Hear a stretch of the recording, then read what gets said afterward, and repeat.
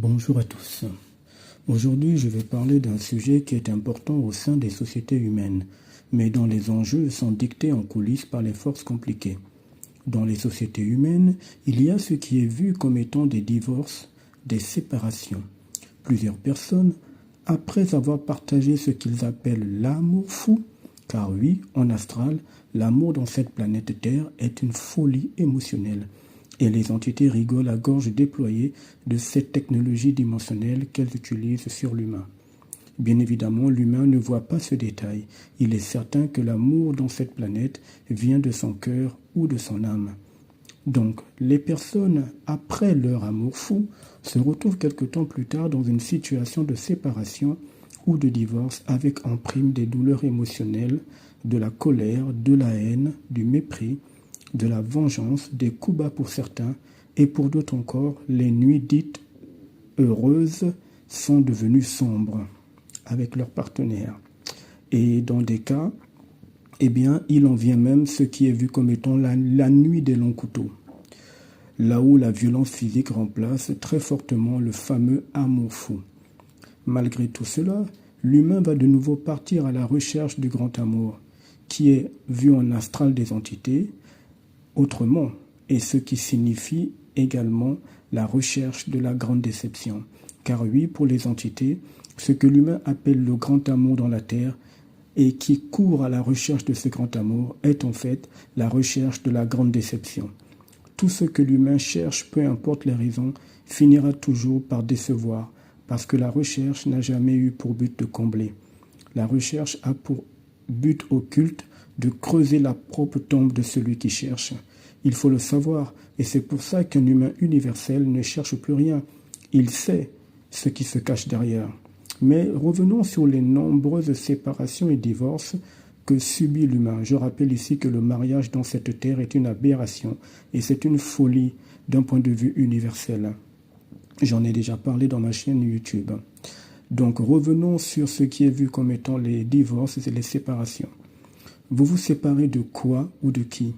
Beaucoup de gens sont dans la certitude que la séparation est physique, ou alors sur papier, et que cela est suffisant. Sauf que la planète Terre a des lois occultes mises en place par les geôliers de cette prison dans laquelle l'humain est enfermé. Durant vos nombreuses réincarnations, vous avez été en relation avec un très grand nombre de gens.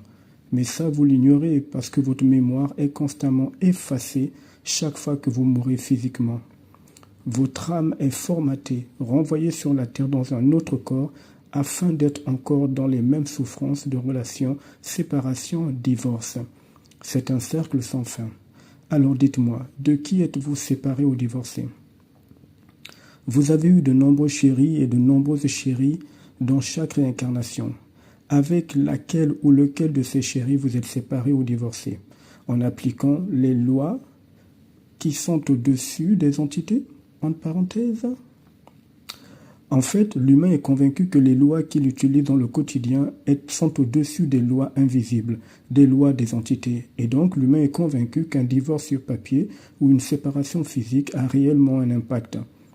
Si déjà dans ce 21e siècle, vous avez rompu des relations avec vos chéris, c'est-à-dire dans toutes les réincarnations que vous avez eues, vous étiez en relation dite d'amour fou avec beaucoup de gens.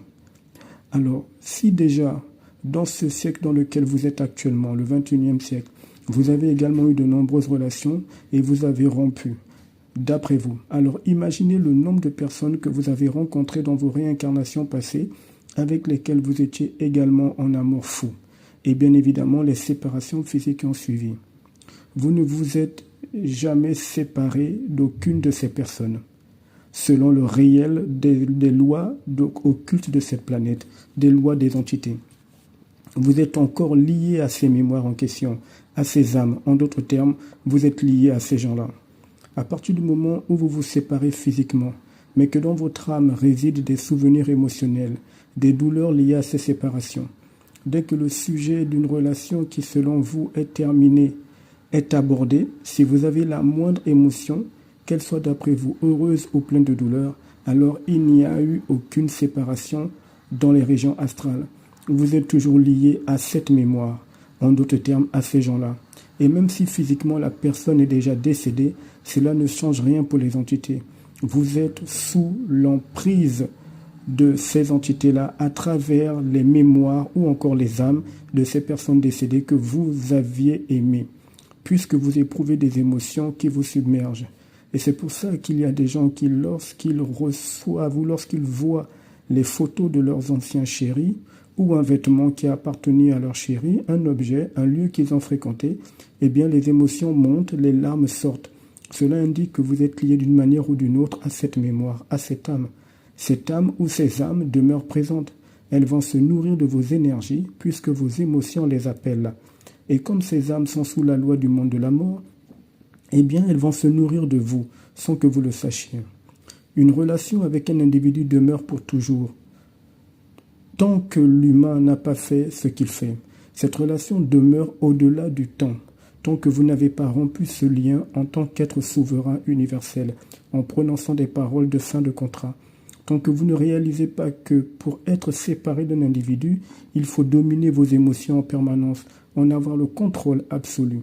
C'est de cette manière que dans les régions astrales, les entités ne pourront plus vous garder secrètement liés à ces gens-là, avec qui vous étiez dans le parfait amour entre parenthèses. Des gens que vous avez rencontrés dans ce siècle ou dans les siècles précédents. Une séparation réelle se décide sans émotion ou sentiment, sans être sous l'emprise d'une douleur de cœur. Une séparation réelle se fait en mettant fin au contrat occulte qui vous liait à la personne. Dès que vous avez donné votre cœur à quelqu'un, un contrat invisible a été signé. Ce contrat ne se détruit pas parce que physiquement vous êtes séparé de la personne. Il faut utiliser les lois de votre propre esprit pour rompre les contrats. À plus tard.